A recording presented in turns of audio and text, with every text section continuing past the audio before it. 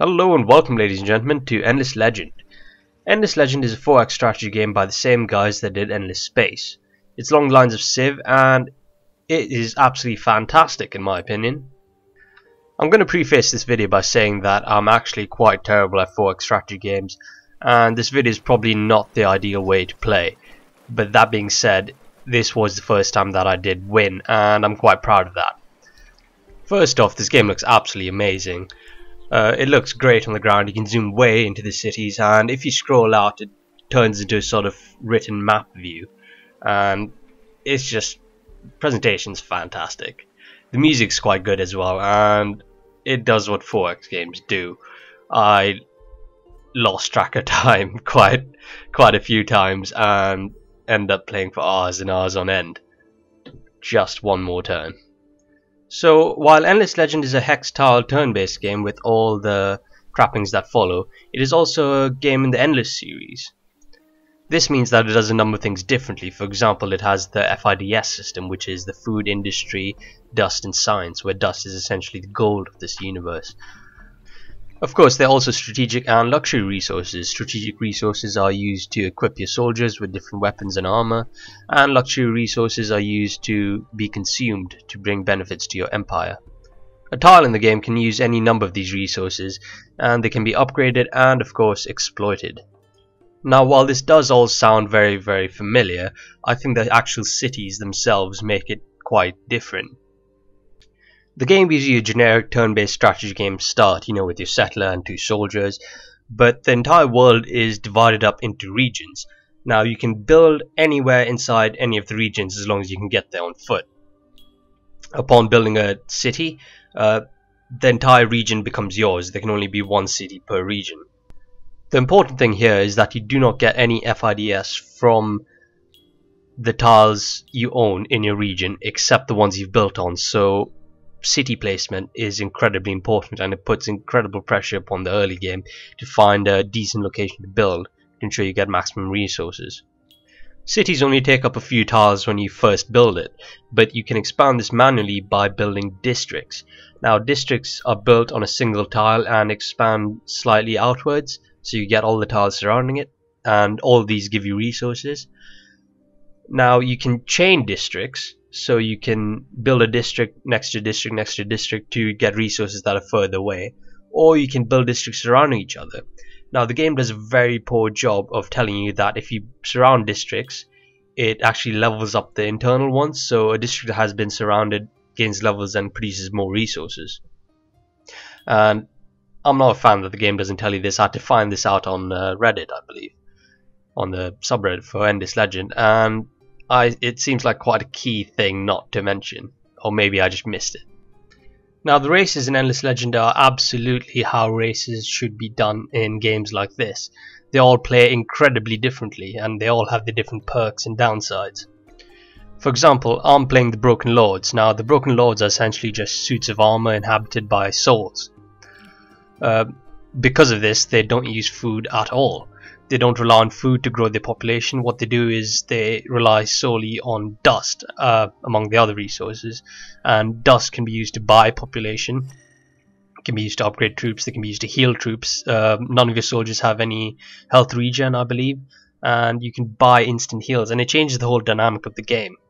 It's perfectly suited to how I want to play, and that's just to farm gold, buy armies instantly. You'd have to wait for production or anything, and launch them at the enemy. And while in battle, you have to prioritize your soldiers surviving, because if they do survive, you can simply heal them up instantly and go again for round 2. There's also the roving clans, which are incredibly cool. The cities are built on giant scarabs, and you can move them about at will. So they're nomads. They have their marketplace unlocked at the beginning of the game, which takes quite a while to unlock otherwise. And because of this, they're quite inclined to peace and trading, and they get quite a few benefits when either happens. There's also the cultists, which are incredibly creepy, weird, twitching doll things. They only have a single city, and the city is incredibly strong due to racial benefits. And they also convert enemy units. Not player units, they convert minor factions, and I'll come across the minor factions in a minute. You can see how different these 3 races are. 3 races out of the 8 total you can play as, and that should give you some idea of how different all the playstyles are. On top of all of this, the factions are made up of perks, and these perks are based upon the base faction, and they're chosen to help and improve the base faction. What you can do is you can pick a base faction and then build upon it with your own perks, making a custom faction. And in addition to the 8 races prior, that's incredible. That's just stupid amounts of content. It allows you to absolutely tailor your experience, and that's fantastic. You do get minor factions, and you can't control these factions at the start of the game. What happens is, in every region there's 1 to 3 villages of this minor faction, and there's only 1 minor faction per region. The minor factions can include anything from ice wargs to demons to giant walking golems or anything of the sort. And you can go up to these villages that produce these units. Then the units may or may not be hostile. You can go up to these villages and talk to them. You can either bribe them into submission, you can attack them and destroy the village and then rebuild it, or you could talk to them parley and do a quest for them, and after you've done the quest they ally and you can incorporate them into your empire.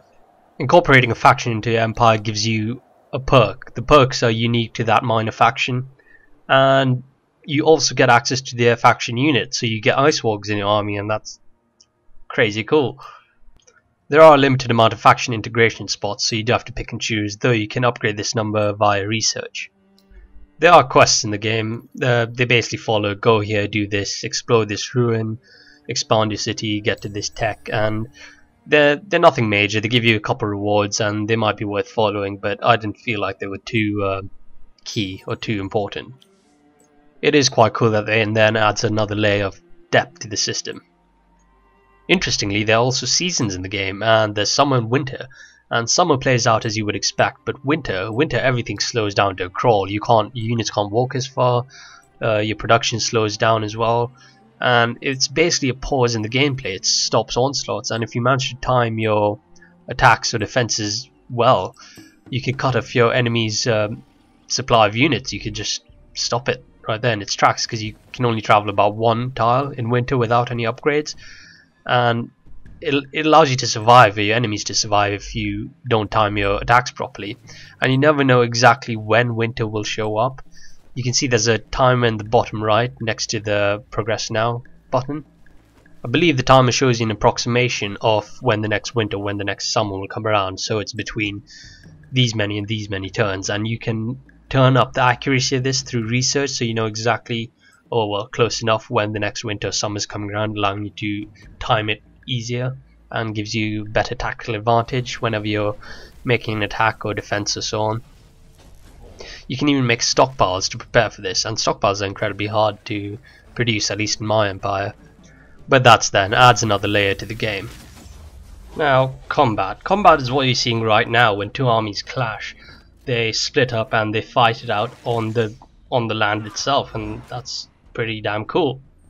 For me, Endless Space's combat was its biggest downfall for me, and I feel like Endless Legend, the combat, while it's better, it's still nowhere near as what I would like it to be, or as deep as I would expect it to be. Because while it looks very tactical, as you can see, and you can choose where to move and who to attack, it's largely automated, and you can choose the AI. You can choose offensive, defensive, or support, and it's automated. That's all I have to say about it. You just click next, next, or automate the battle, which is what I've ended up doing, because it's not very satisfying. All it is, as far as I understand it, is that the units are sorted in order of initiative, and they take out their turns in accordance with this order. Initiative can be upgraded in various ways, and I'll talk about this later, but basically after they're sorted by initiative, they just take turns beating on each other, and you can choose where they move and who they attack, but at the end of the day it's still largely automated, and either I don't get it or it's quite simple, and it could be both. There are a number of things that could make the combat quite interesting. For example, the ranged, melee, support, or cavalry type units. Each of these have their own set of perks, and these perks differ between the races and minor factions. You can customize the perks to some degree, and height also plays a quite an important role within the game in and out of combat. How it works is each tile has a set amount of elevation, and if the difference in elevation is too great between two tiles next to each other, a cliff is formed, and a cliff naturally cannot be crossed by land units, and that's the majority of the units within the game. This means settlers can't cross it, your units have to take detours around cliffs, and during combat if you place archers on cliffs it's quite a massive advantage and it's really hard to get to them. Unfortunately, again, combat is largely automated. When two armies clash, a square border surrounds them and this forms the arena in which they fight. Half the arena goes to the enemy, half the arena goes to you, and the sides don't matter, they're arbitrary. For example, if I attack from the north, then the north would be my area, the area which I can control and move my units and organize them. However, if the enemy goes around and attacks from the south, then he gains access to that part of the map, and that just doesn't happen because you can attack a unit from anywhere and the AI will automatically attack you when you're next to their units.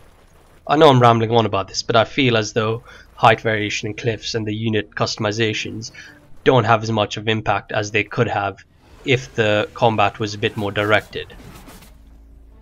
Anyways, moving on, the actual character customization, the army customization, is pretty damn cool. It works in a similar function to Endless Spaces.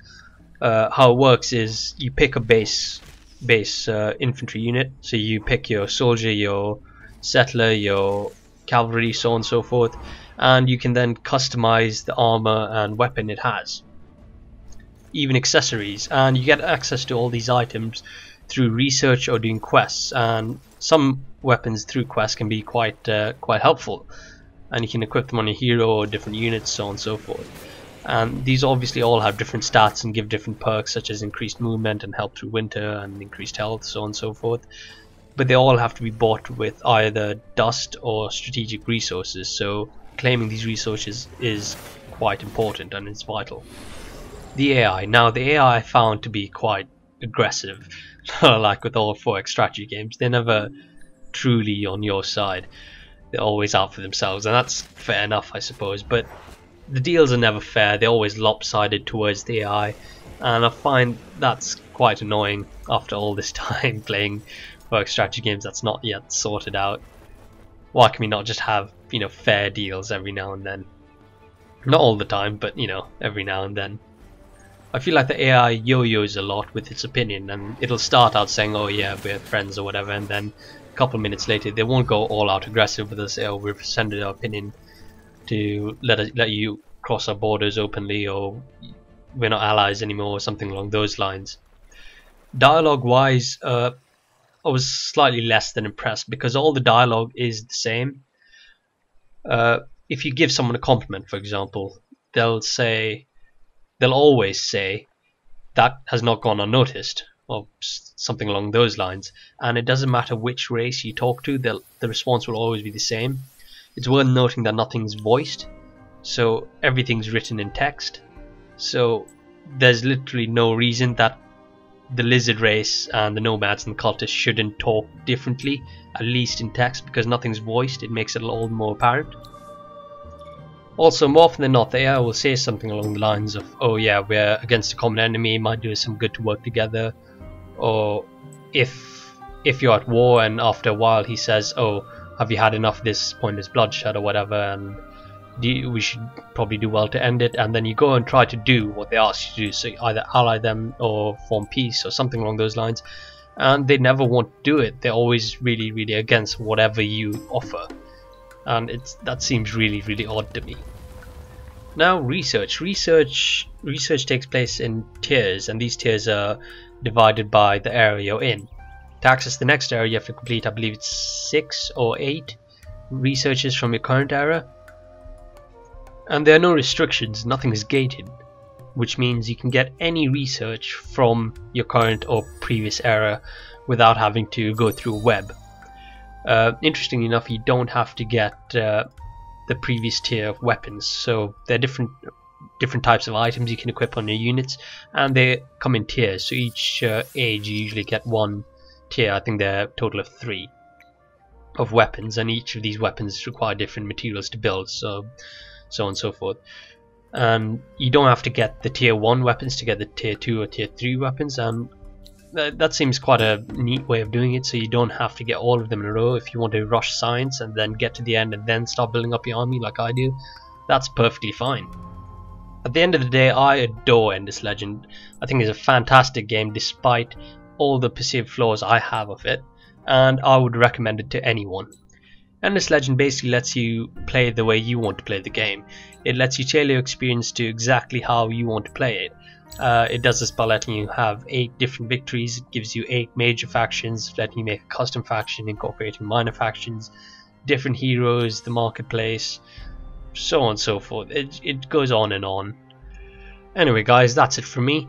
I've tried to cover as much as I could within the time limit, and once again I've gone over. With games like this, I feel like it's a bit of disservice to not go in depth when the game itself is so deep. But again, there is a time limit, so I hope I gave you guys a nice idea of what the game's about. I could probably go on about this for an hour or so, but I'll stop it here. I'll see you guys around next time.